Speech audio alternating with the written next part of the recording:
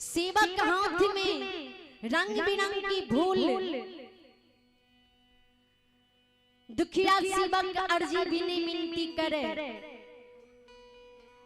सेवक बानी की मां भगवती पांचों बहन भगवती सुने। घर से पांचों बहन भगवती बाहर हुई, दुखिया सेवक लगनी घर हुई, सेवक से जवाब करे।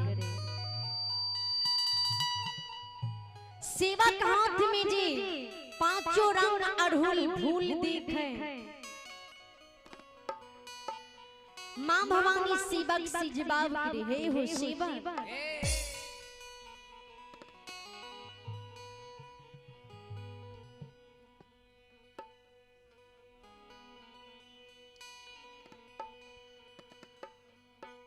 कौने फूल फूला हो सेवक सारी सारी रातिया। कोने फूल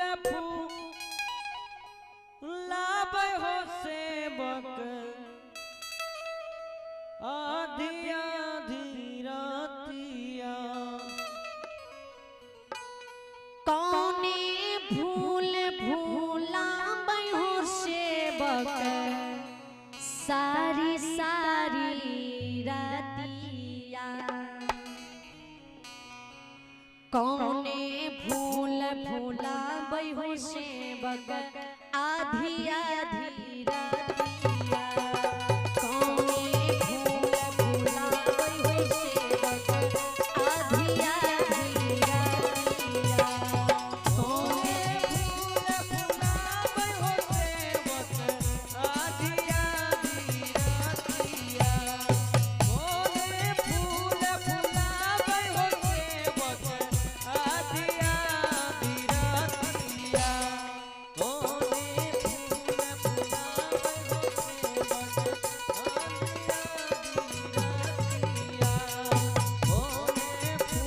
फूलाबै हो सेवक आधी आधी रातिया। श्रोता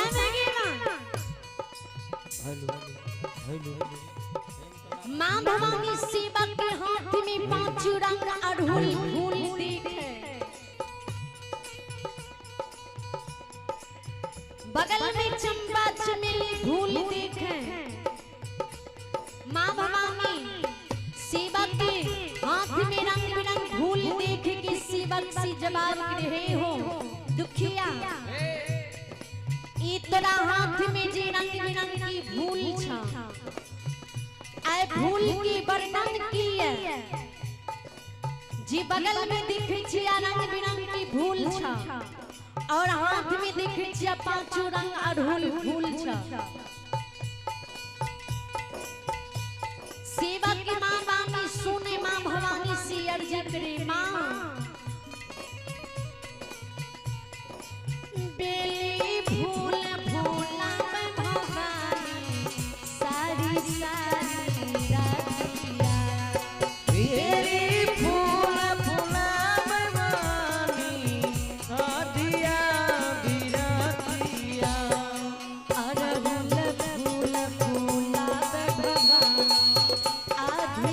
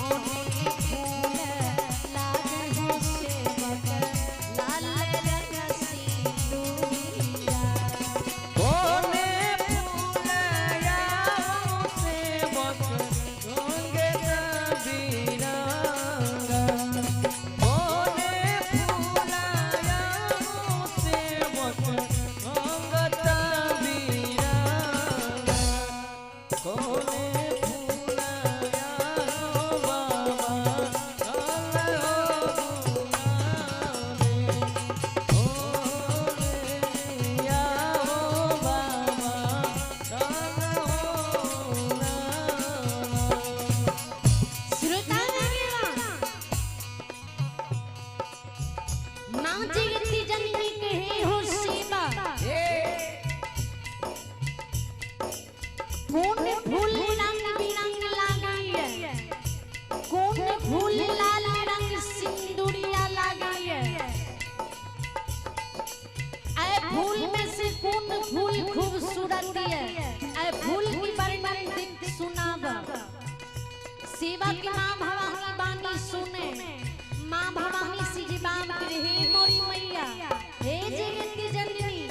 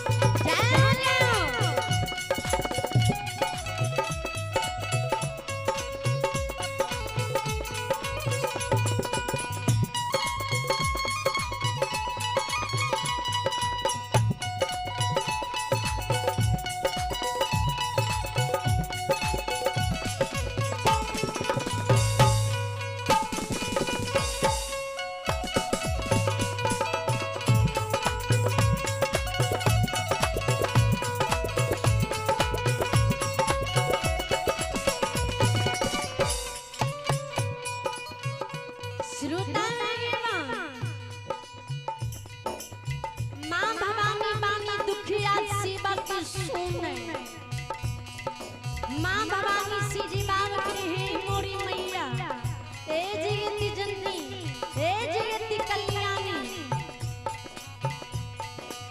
बेली फूला लागे भवानी रंगता बेली फूला लागे भवानी रंगता बीरनवा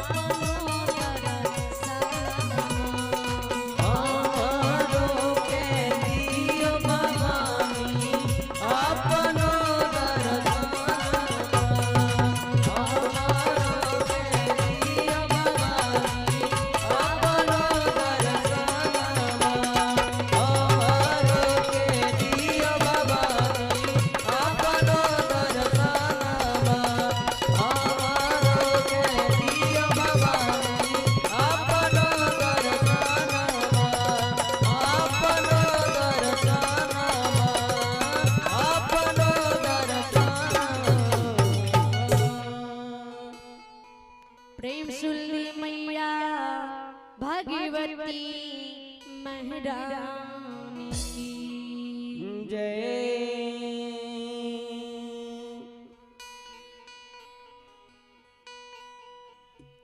अब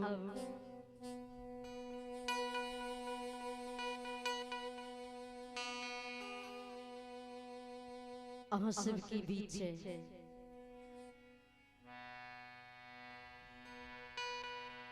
भक्ति प्रेमी ज्योति बाबा की भगत सुनाबे छी।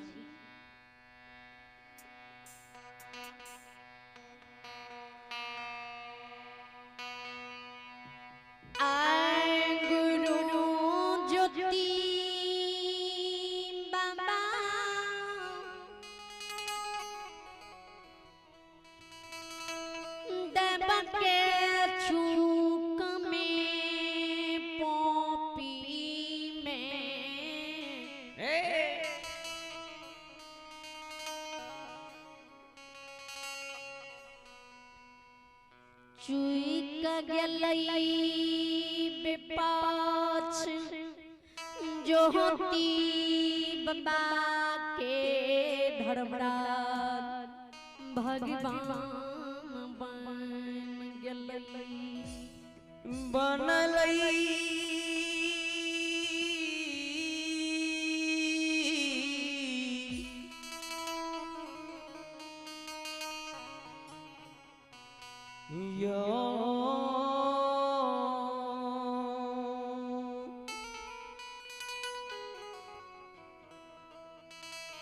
या समय में या फिर वक्त में जुती बाबा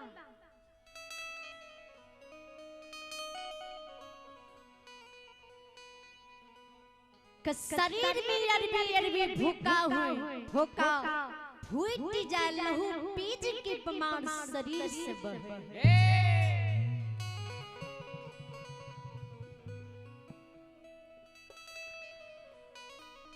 शरीर में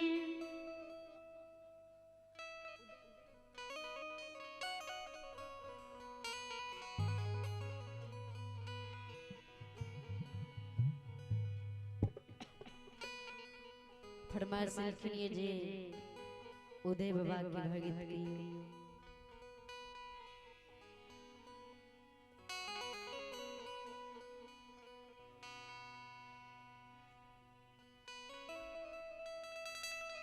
ए सकले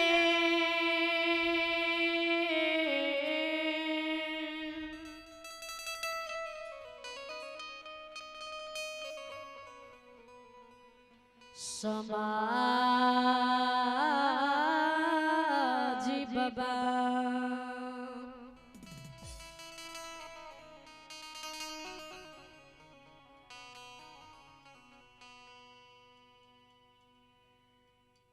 दुआ पर के समय में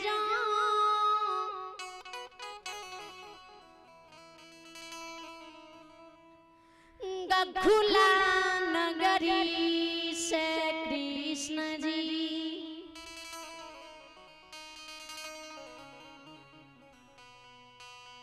मथुरा कंस के दरबारी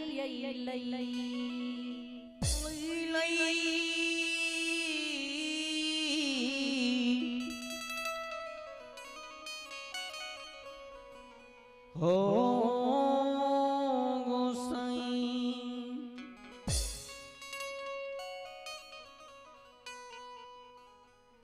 खुला नगरी से जे कृष्ण भगवान मथुरा किए कंस की दरबार कंस की राज कंस की नगरी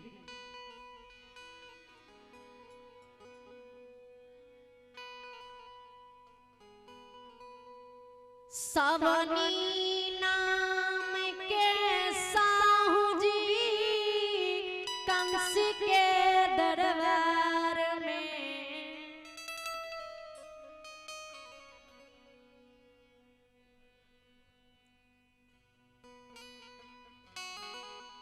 सरसों तेल कंस के लिए तैयार करई कंस के।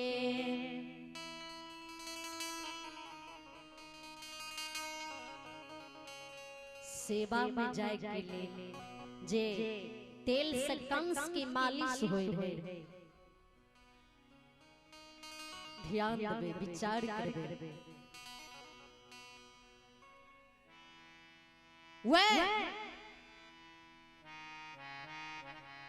साहू जी वे मथुरा नगरी में कंस के लिए सरसों के तेल तैयार करे। कन्हा पर पालो ला के कल्हू में घूमे।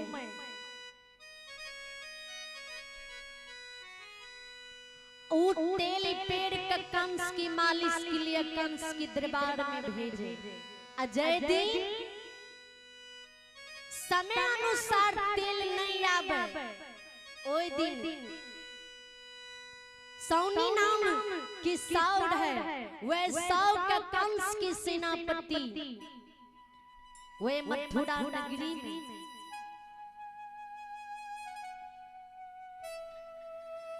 चाबुक से शरीर के चमड़ी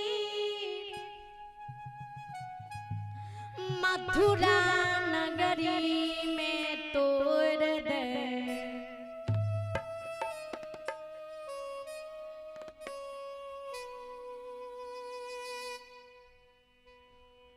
साहू जी कल्हू घर में काने नारायण नारायण आवाज।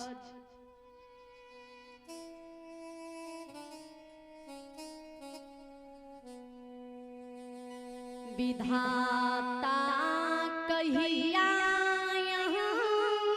यही अत्याचारी कंस से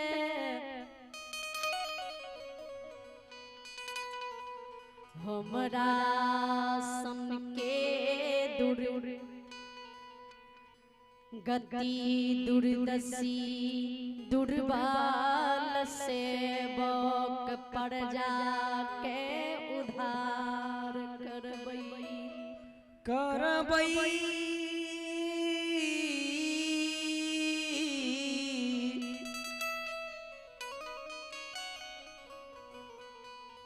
हो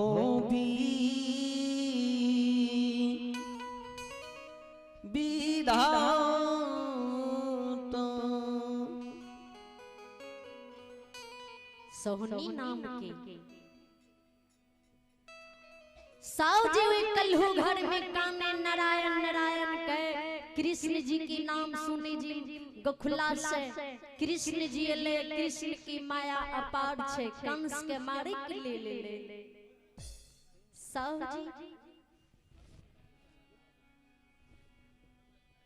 नारायण नारायण करे वे कल्हू घर में काने। और कृष्ण भगवान की बटिया ही आवे। हे प्रभु जब यहाँ मथुरा आई कंस के अत्याचार से हमारी जीवन विराट बेकार अगर यहाँ आइए तो जरूर यहाँ हमरो उद्धार कर।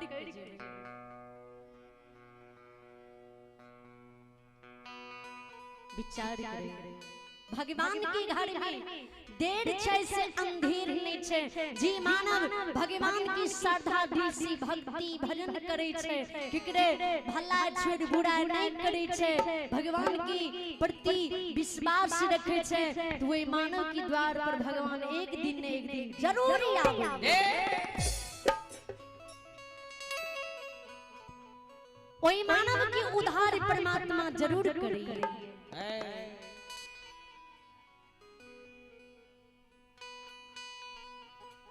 सजीव कल्हू घर में काने आयो नाइना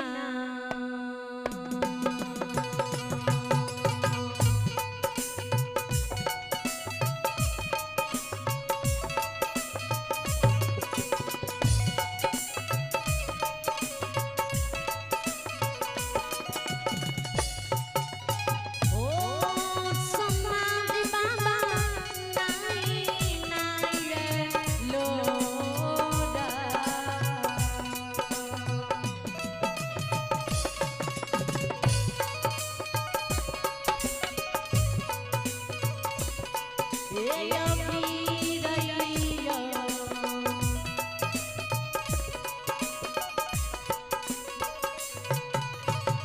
सहुए के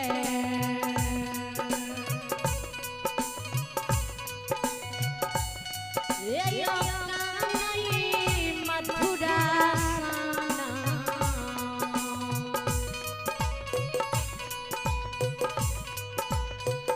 बाबा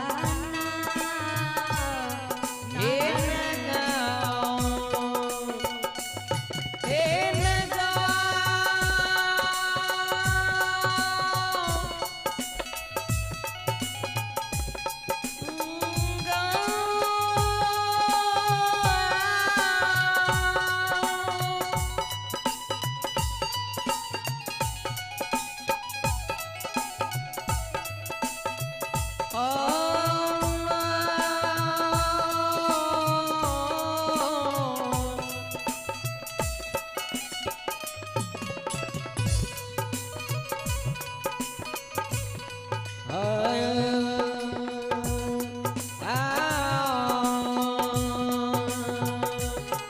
जय हो जय हो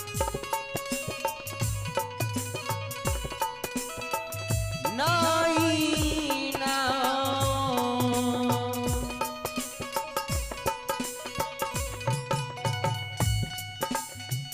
ओ बाबा नाई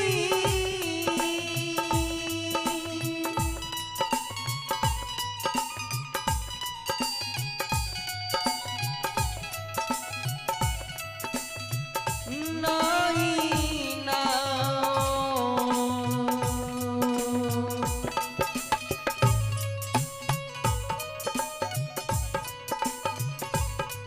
हे गुणोरा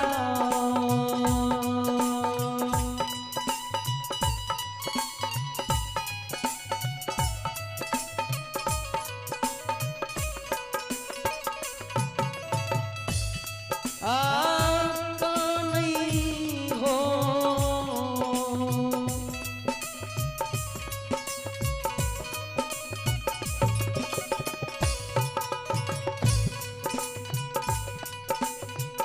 उदय बाबा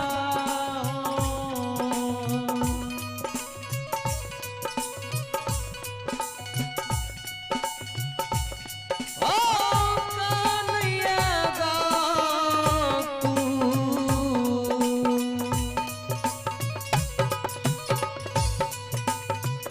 हे नाओ हे नगा श्रोता साहू जी हुई कल्हू घर में काने हे नारायण एक खुला के भगवान कृष्ण जी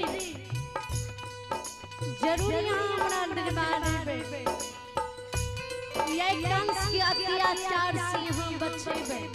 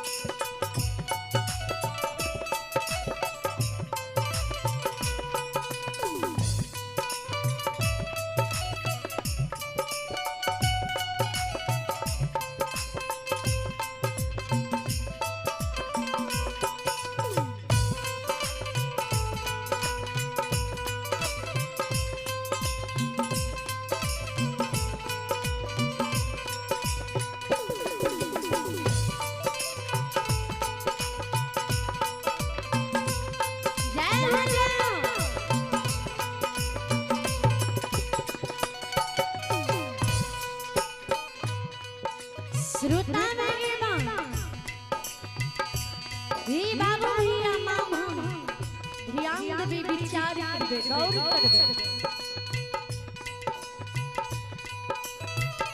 साव जी कल्हू घर में काने वैसे समय में कृषि सोनम नाम रहे और कलयुग में 100 रखल गेल है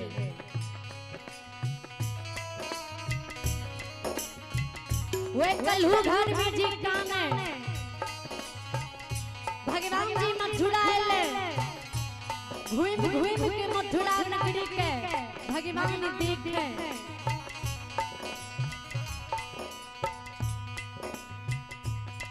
वे कल्हू घर से जी भगवान की कान में आवाज आवे कृष्ण भगवान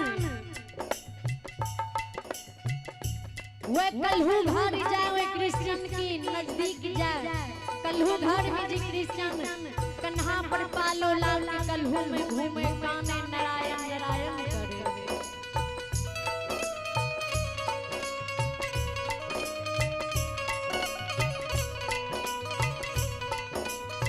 भगवान वही झोपड़ी में जाए भगवान वही कृष्ण से जिबाव करे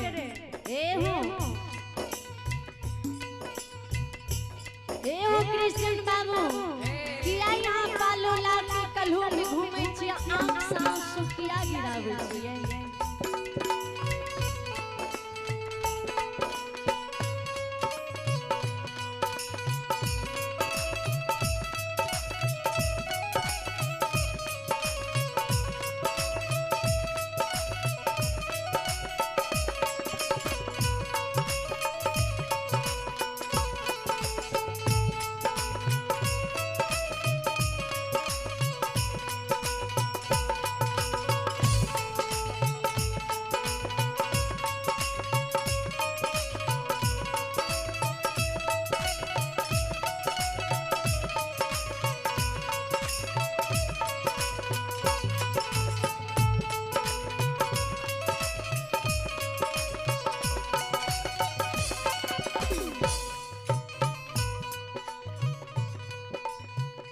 भगवान पर जी नजर कृष्ण के पर कृष्ण की पत्नी के नाम रे संझिया तारा कन्हा पर सिपालो उतार के राख दे दरबार में भगवान के नजदीक जाए शरण पर गिर जाए शरण पकड़ के कृष्ण संझिया तारा भगवान के चरण पकड़ के काने धन छिए प्रभु जी आ हमर पुकार सुन लिए आई हमरा दरबार लिए जो यहाँ हमरा कुटिया में लिए हमरा दरबार लिए हे प्रभु जी आ हमरा हाथ से थोड़ा अंत घर में नहीं छी खाए के लिए लेकिन पानी भी जरूर यहाँ पी के जेबे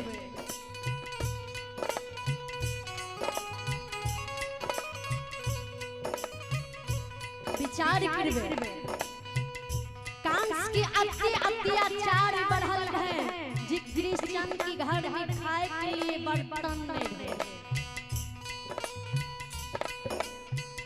नारियल के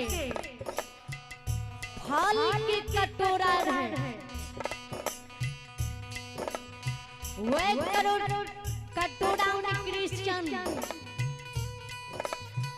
नदी से जल भर के जिनाने रहे वे जल के कटोरा में ला के भगवान का आग्रह करे पाबिया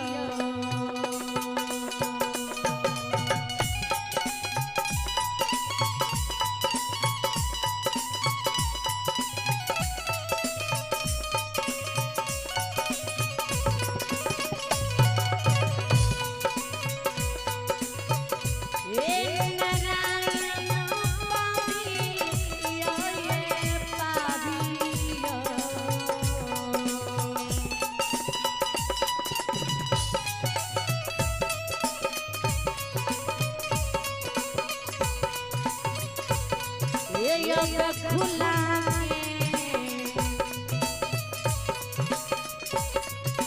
नारायण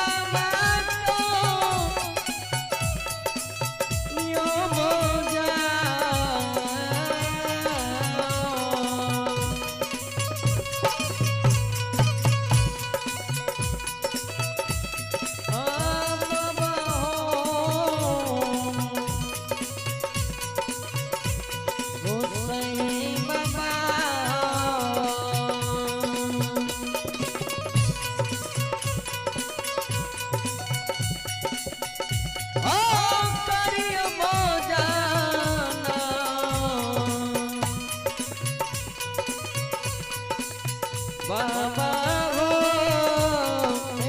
या श्रोता वो झोपड़ी में क्रिश्चियन भगवान का आग्रह करे कुश की चटाई बिछा दे भगवान हम बैसियो घर में ती एक दाना नीचे जे आके भोजन करा ई जल भी यहाँ भोजन समझ के प्राप्ति करियो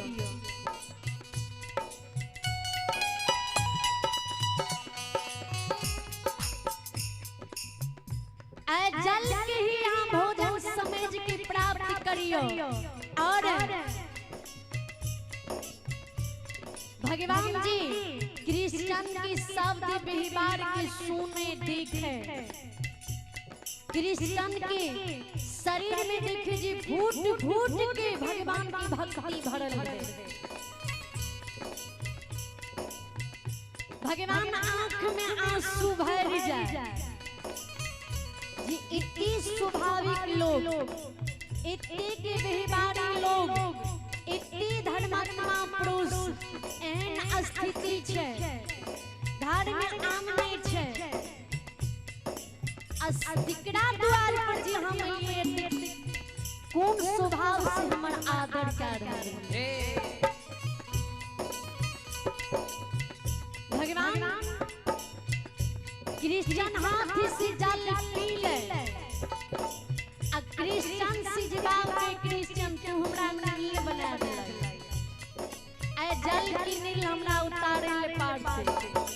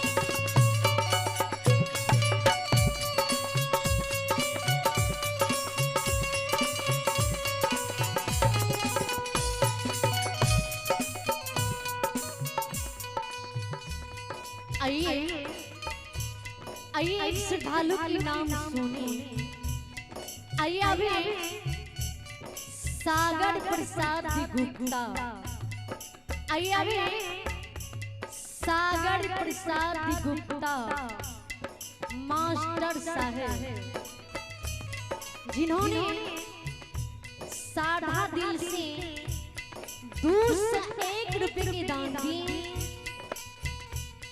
जो कि आराधी की निवासी आरापट्टी की निवासी श्रद्धालु के चरणों में समस्त मंडल की ओर से करोटी नमन लाखों लाख प्रणाम जय हो दानी दाता की जय हो उनके समस्त परिवार की जय हो।